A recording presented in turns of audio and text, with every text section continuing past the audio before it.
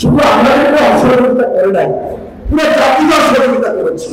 ইসলামী শাসনতন্ত্র আন্দোলনের পীরকে ভণ্ড বলে মন্তব্য করেছেন বিএনপির যুগ্ম মহাসচিব শহীদ উদ্দিন চৌধুরী আনি। লক্ষ্মীপুর সদর উপজেলা পূর্ব বিএনপির সম্মেলনে উদ্বোধনী বক্তব্যে তিনি এ মন্তব্য করেন। তিনি বলেন, 17 বছর ইসলামী আন্দোলন হাসিনার স্যালুট দিয়েছিল। এমন কোনো দালালি হাত পাখা মার্কায় ছিল না। তারা বাংলাদেশের ইতিহাসকে কলঙ্কিত করেনি। 2014, 18 কিংবা 2024-এর নির্বাচনে হাসিনাকে সহযোগিতা করে হাসিনার দায়িত্ব বাড়িয়ে দেওয়ার ক্ষেত্রে এ চরমনায়ের পীর তথা ইসলামী শাসনতন্ত্র আন্দোলন ছিল বাংলাদেশের জাতীয় বেঈমান হিসেবে। তাছাড়া বিগত 86 ও 96 সাল সহ বিভিন্ন সময়ে জামাত বিভিন্নভাবে পুরো জাতিকে অসহযোগিতা করেছে এবং হাসিনাকে টিকিয়ে রাখার স্বার্থে তাদের সঙ্গে থেকে তারাও জাতীয় বেঈমান হিসেবে আত্মস্বীকৃত। তিনি আরো বলেন, আজকে ইসলামী দলগুলো মিটিং মিছিলের মাধ্যমে বৃদ্ধাঙ্গুলি দেখিয়ে নির্বাচনী পরিবেশকে বিকৃত করার ষড়যন্ত্র করছেন। এ ষড়যন্ত্র রুখে দিতে ঐক্যই হলো শক্তি। এ সময় সকলকে ঐক্যবদ্ধ থাকার আহ্বান জানান আনি। এ সময় আনি বলেন, আগামী নির্বাচনে বিএনপি ক্ষমতায় গেলে জাতীয় সরকার গঠন করে 31 দফা বাস্তবায়নের মাধ্যমে সকল গুম খুনের বিচার করা হবে। লক্ষ্মীপুর সদর উপজেলা বিএনপির আহ্বায়ক মাইনুদ্দিন চৌধুরী রিয়াজের সভাপতিত্বে অনুষ্ঠানে প্রধান অতিথি হিসেবে বক্তব্য রাখেন বিএনপির চেয়ারপারসনের উপদেষ্টা মণ্ডলীর সদস্য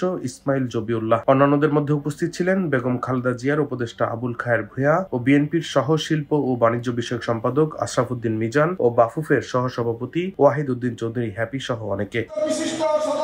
ডেস্ক রিপোর্ট, দৈনিক ডেস্টিনি।